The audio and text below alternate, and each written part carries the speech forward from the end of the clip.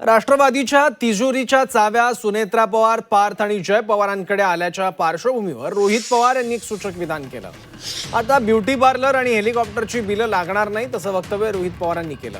तसंच भाजप विरोधात लढायला तयार असतील तर भविष्यात एकत्र येऊ शकतो असं राष्ट्रवादीच्या विलीनीकरणावर त्यांनी म्हटलंय।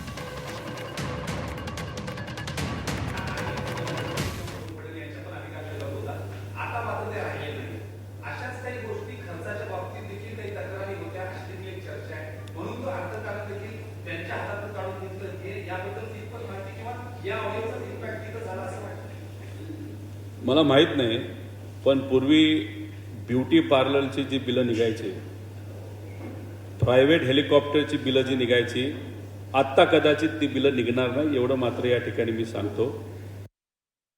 पार्टी आणि पवार साहेबांची भूमिका जर आजपर्यंत आपण बघितलेली, कधीही ते प्रतिगामी विचाराबरोबर गेलेले नाहीत। त्यामुळे उद्या निर्णय घेत असताना ते तसंच घेतील।